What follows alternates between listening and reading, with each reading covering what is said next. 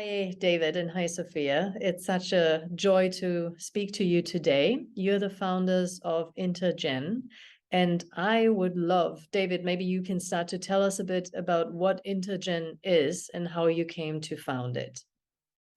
Thank you so much, Nadia. It's a pleasure to be here with you. So I guess Intergen found us, you could say. It could seem as though we may have founded Intergen. I was part of different networks of young change makers, social impact investors and philanthropists, family foundations and family offices. And I made an introduction that contributed to the development of one of the largest networks of this kind of next generation philanthropy and change making. And based on that introduction, um, I guess you could say a movement was born, so to speak, by some friends that cultivated and hosted and curated gatherings to bring together those who were interested in questions of social change and applying their wealth and privilege and influence for a better world. And so I was very engaged, and Sofia as well, my wife, and we were looking at questions of everything from developing purpose and meaning and enhancing communication within families of privilege and wealth and influence, how to encourage answering the question, what shall I do with what I've been given? And helping to transform feelings of hopelessness or isolation or guilt to questions of responsibility and resolve and courage and engagement. So questions of helping others launch when there's a challenge where you want to become yourself, and yet you also want to belong to the family. And so is there kind of a dynamic tension to work with and to resolve? And we're not meant to live in isolation, so it's helpful often to have facilitated gatherings and spaces to really dive deep into these questions and then to engage more fully. So after 10 years of hosting gatherings and serving thousands of next generation family members and social impact investors and entrepreneurs and conscious change makers, we were invited to host a qualitative track at a family office group. And we found it to be very rewarding and fulfilling for ourselves, but also for the attendees. Let me cut in there, because I'd love to hear a bit more also from Sophia, right? Because I know that one of the questions that you confront your members with is also the question around, what is wealth, and why might it be relevant for us to dive deeper into and maybe even redefine what we consider to be wealth. Sophia, what can you tell us about that area of exploration? Thank you, Nadia. Yeah, so exactly along the lines of what David was mentioning, right? Was differentiating between qualitative capital and quantitative capital. So we have been, this work, as David says, found us. And part of what we found was exactly very wise leadership in the family office space. One of our founding advisors is Jay Hughes, and he has been this pioneer on qualitative capitals, but coming from this very basic foundational understanding of the meaning of the word wealth. So wealth in its origin, even etymologically, comes from wealth, but the meaning, the root of the word wealth actually is connected to well-being. So you imagine, and this is my theory, I haven't read it, I'm sure someone has written about it, but when you talk about the word rich, right, the rich and the poor, and so much like a cultural background that we have, connotation, right, of what that word actually means, and oh, this person is rich, and what does that mean, right? So here we are, probably with a growing financial industry and financial capital management, and you have marketing specialists, right? And all of a sudden wealth becomes something much more palatable and approachable, and it's much easier to be wealthy than to be rich, potentially, even for one's own inner sense of guilt, shame, or what that may mean. So there's this now association between wealth and riches, right? But actually the foundation of the word wealth is well-being, and we're coming back to that foundation as well-being with Intergen to ask that question: what does well-being, wealth as well-being, mean to you? And well-being will be defined differently for many people, but ultimately I'm sure all of us will come to an understanding that my well-being depends on a lot of people's well-being around me as well, in my community, in my immediate family, and the society at large. So we're using that original meaning of the word to come back to, okay, what is driving us? What does wealth actually mean to me, to you, societally? And what are the implications that reimagination or redefinition have in how I relate to my financial capital, my human capital, my intellectual capital, my social capital, my spiritual capital? So, I love this more holistic approach to wealth. However, that being said, I know that we are now facing a generation where there's sort of a massive wealth transfer happening and going on in the next few years. And David, I'm wondering if you could talk a little bit to your guys' thoughts about this great wealth transfer and what is actually needed in this day and age now. So one of our advisors and mentors that Sofia mentioned, Jay Hughes, he spoke about the difference between financial gifts and financial transfers. What's different is that a gift may be done as an act of love, and it's for the intended benefit of the beneficiary. So there's often a care for it, a spirit of the gift, if you would, a cycle of the gift. And a transfer doesn't necessarily have that. It might just show up. And for some, a transfer can feel like a part of an experience of perhaps a meteor, so to speak. In other words, you're receiving something, you don't exactly know why. It's just happening. But there's not necessarily meaning or purpose or intentionality or love ascribed to the transfer, as there may be consciously with a gift given to support the life of the beneficiary, to enhance the quality of life, and in giving as a gift of love. So one easy piece might be transfers have often conditions and strings attached, where gifts are freely given. So when you have a great transfer, there will be strings attached, plenty of them. So we are advocating, or perhaps asking the question, can then be a great wealth gift? And what would the implications of that be? Sorry, David, just you may continue. Go ahead. That's wonderful, Sophia. Thank you. Yeah, in addition to a transfer, that feels it's one way. But what about if it's two ways? What if there was an exchange?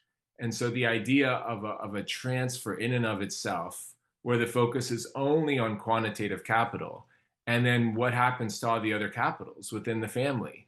What happens to other legacy and lineage and wisdom and love and all the other gifts that are shared between generations?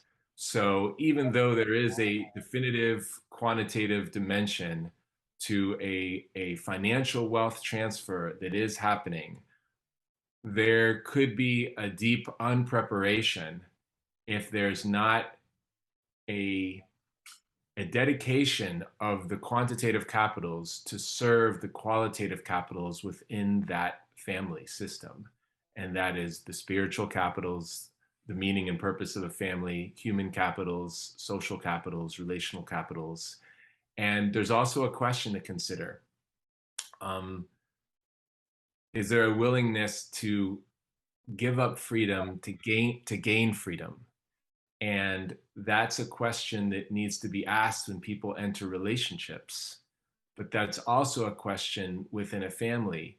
When people are choosing to belong to a family, they're needing to trust that those that they're choosing to be family with are willing to look out for the quality of life for each members of the family, and ideally to be looking at humanity as a family and the earth as part of that family, and recognizing how important it is to extend one's sense of identity and family to include that which is beyond family of origin per se. So we're looking at questions of family of affinity, and the shorter answer to the question of my feelings about the great wealth transfer, not all transfers are great, not all wealth is what we think it is, and not everything that's great is always great. You might think you want to have that life, but when you look and see the burdens and the responsibilities, the gifts and the blessings,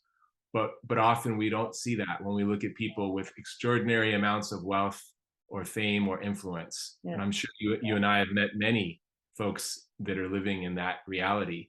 It's not always the easiest reality to live in, but many people say, I want that problem. The qualitative and the quantitative is a really helpful lens through which to understand wealth and well-being and family. And I'll get back to that in a moment, but let's stay with the quantitative just for a moment, because one of the discussions that is going on in Germany right now, where we also have this great wealth transfer, and of course wealth in that context is often just seen as the quantitative, right? Is that the inheritance laws in many countries are actually contributing to sort of a widening gap between rich and poor, and potentially also in many countries sort of a continued racial inequality that is inherent to this old system. And I would be fascinated to sort of hear your thoughts on it. Yeah, what do you think is the role of this next generation inheriting quantitative wealth within that context? Sofia, what are your thoughts? Thank you, Nadia. Very thoughtful questions. Amazingly well thought out. So this is fascinating, right? So we're expanding from family. Now imagine that we're all born into the world that we are inheriting, right? Did we all create those rules? Right? Not necessarily, but as society we have, now we're stepping into a reality where decisions that were made in the past now are hitting us in this moment, and we have to choose what to do with that, right? Can these, imagine few young people from, even proportionally speaking, have a strong say about this absolutely is important? Will they be able to change the laws by themselves? Most likely not, without a greater understanding societally of what that need is. What I know for a fact, at least based on my own experience, is that young people are young people. Whether they are, wherever they are born, they have questions, and they have this drive and this heart to, this passion towards making something better. They may not word it like that, but there are dreams and there are aspirations that are not yet kind of maybe damped down by the realities of maybe age, or what can be done, what could not be done. So what I know from experience is that these young people, particularly nowadays, are being born into a very global community. They've been able to adapt and had to learn to do so. And their heart is still in integrity with what it means to be human. There's intrinsically understanding that there's something that's off. Now, they're also inheriting this reality, just as we are. So given the place and the time to be asked these questions and to have their voice heard, I'm sure plenty of them will have so much to say in relationship with what they could see. Yet, will that be heard? Or is there a space where even their own family members, right? Can we hear their perspective as well from an older generation? But again, policy realm, it becomes so much more, it's a responsibility almost of all of us, really. We were inheriting this reality. What are we doing then to work with this inheritance that we're receiving societally? I hope this begins to answer, scratches, because it's such a deep question. But is that in the direction of what you were expecting of an answer, Nadia? Well, I don't know. I guess this was really more of an open-ended, truly an exploration of where you feel, maybe also your responsibility as Intergen and being a network that brings together people from different walks of life, but in particular also people who inherit a lot of this, quantitative wealth, right? Yes. How do you open up that conversation, and how do you support them in finding, possibly a more conscious path? So David, I'd be fascinated. Do you have any thoughts on, for example, what role in this process does inner work have, if any? Thank you for asking that question. And thank you, Sofia, for your reflections just now as well. When you think about the phrase inner work, it can feel as though it is very insular and self-confining and introspective. But it also depends on how you view the self. If we just see our individual personal selves as our self, then inner work means one thing.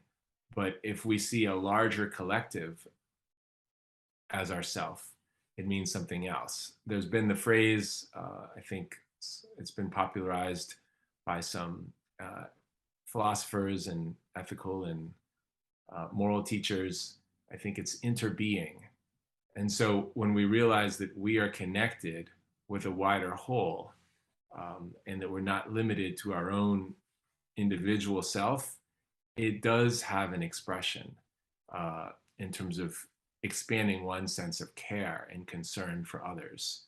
So the questions that you engage, Nadia, the questions of looking at oneself, at one's light, at one's shadow, looking at what am I consciously inheriting, what am I unconsciously inheriting from the world, from my ancestry, from my lineage.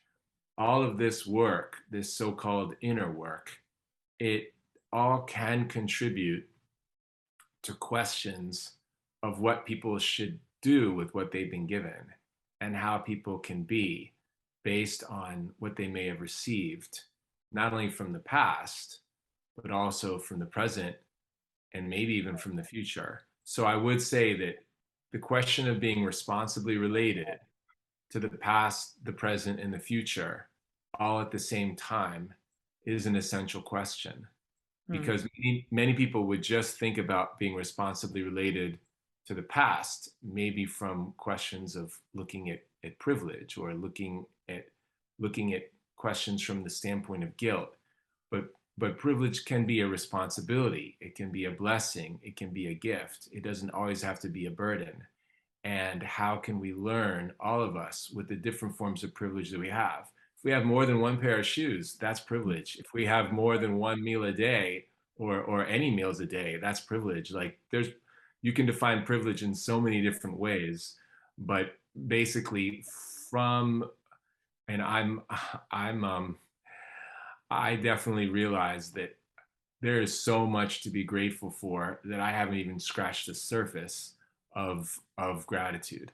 It's just, it's kind of ridiculous how much there is to be grateful for. And at the same time, when there's so much suffering all around us and inside of us, it's hard to think about gratitude when one is suffering. And one of the things that I want to pick on, because they particularly resonated with me, is this whole observation of there are different ways to even define inner work, right? Depending on how you define self, and that this lens of we are interbeings, right? So there is not this isolated version of me, and everything I do internally happens in a collective context in a way. I think it's a beautiful, that's just even also a beautiful image.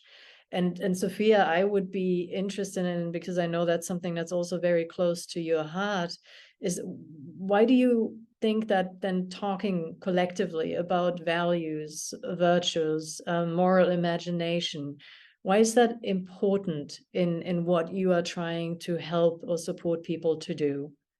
So now it's beautiful, this interplay between the collective and the individual, right? Now I'm going to speak of inheritance in a different way as well, like that there is a body of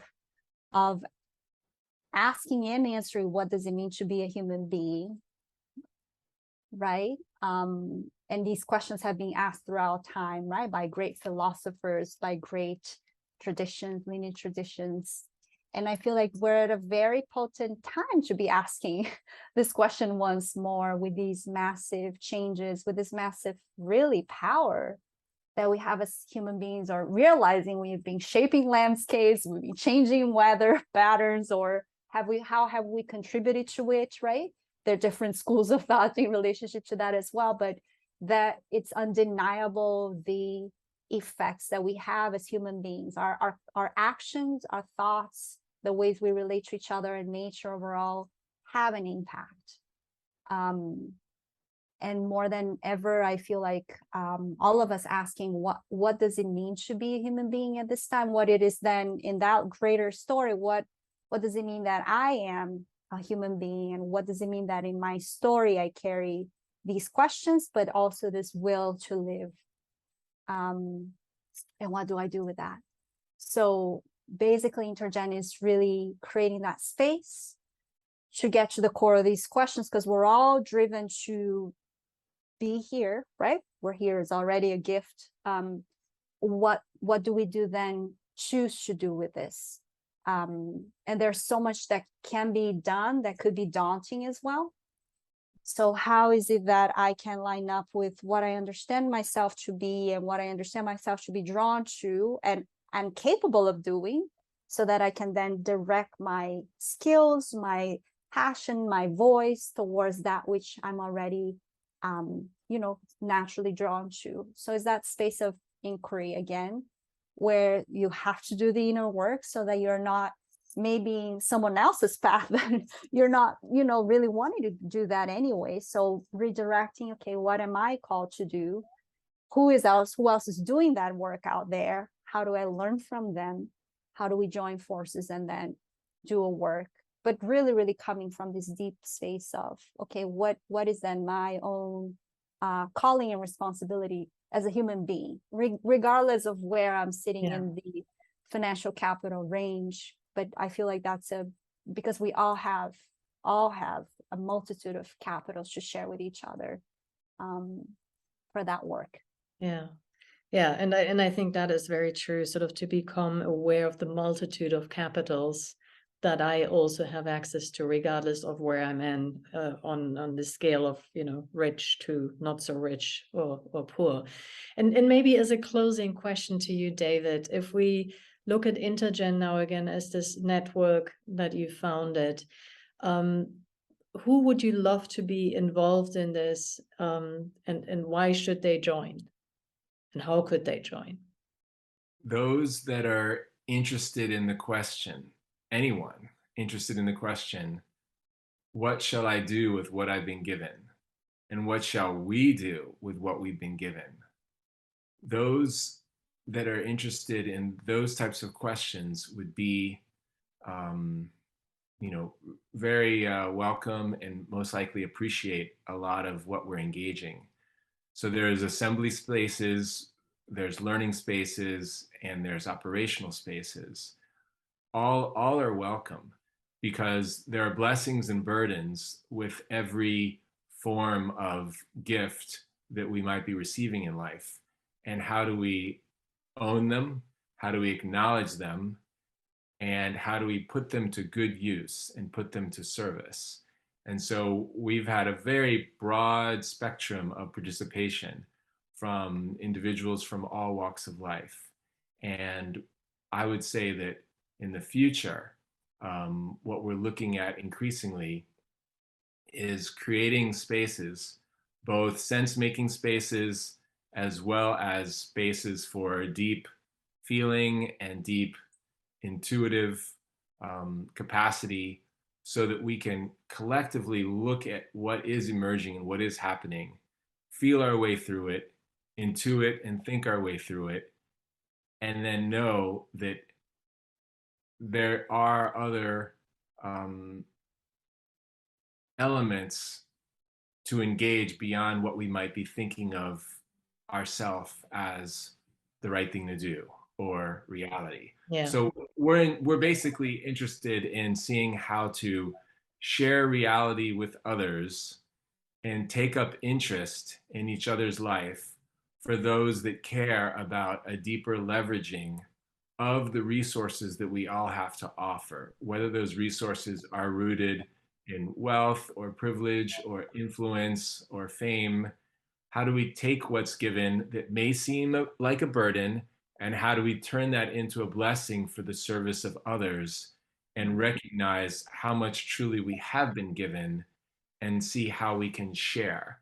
Like we may have heard that that reference, freely we have received, now freely give.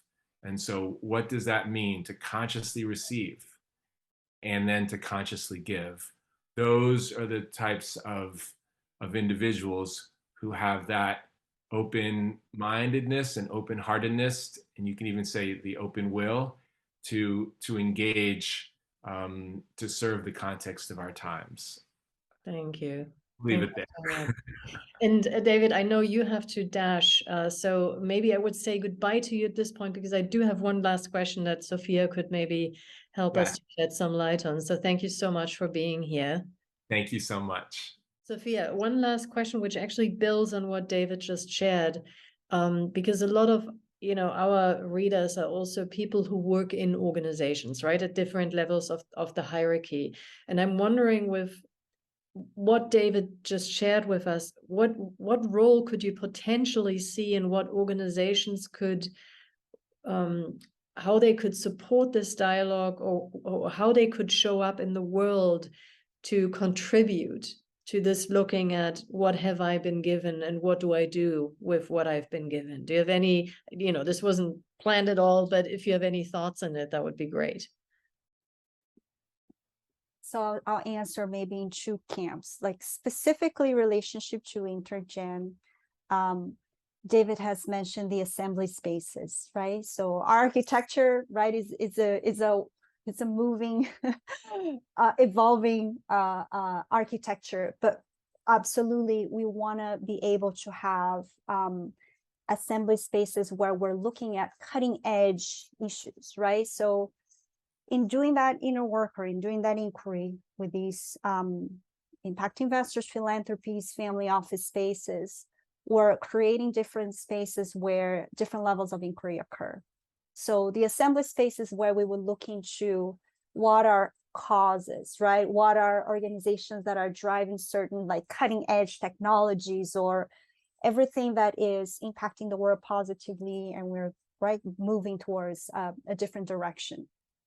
So at that space, we'd love to connect with organizations who are at that cutting edge and creating those amazing initiatives, so that we could highlight them or bring their questions into that circle of inquiry, so that we are in this peer-to-peer conversation then of what are the paradigm shifting moments, or what are the cutting edge, or where is it that the inherited policies are hitting or becoming a wall to where we actually need to go as a society, and what needs to be done there as a collective conversation to move the needle into these horizons or different edges where we are slowly but surely moving towards regeneration, right? Energy, food systems, so many amazing things and new technology initiatives that are happening in the world. So that's one camp for Intergen specifically. Now, overall, as an organization, I think it would very, very much apply the question, what shall I do with what I've been given? Like every time we enter into an organization, we do step into, again, an inheritance. Someone created it. There is a history behind it, right? And particularly as newcomers, we have questions, right? Why is it that people act this way when we're in meeting? Why is it that is this tradition that, right, has been passed down? There are some traditions that are amazing, that grow culture, improve performance, and get everyone motivated into the same page. But there are some other things that maybe are questionable. Maybe they served the time when they were created originally, but right now they no longer serve. So the question of what shall I do with what I've been given? I've been given this managerial role, say, right, in this prominent organization. So what shall I do with that? I've been given it. I inhabiting it, right? Not take it as a given as it is totally fixed. Because when you take a culture or anything, family, anything, as a given and totally fixed, there's nothing else that we could do about it. Right? But from the moment I say, okay, I'm stepping into the story, I'm part of this story, I'm an actor in this story, I can ask questions, right? And act from that space. Yeah. And that will create a new direction for wherever that, organization may be heading. Yeah. And a new relationship also with that collective that is the organization, right? Absolutely. That's a wonderful impulse. Sofia, I also thank you so much for being part of this conversation, and all the best of luck to Intergen and the assembly spaces you're creating. Thank you so much, Nadia. Pleasure to be connected and to support as well your work, wonderful work you're doing in the world. Thank you.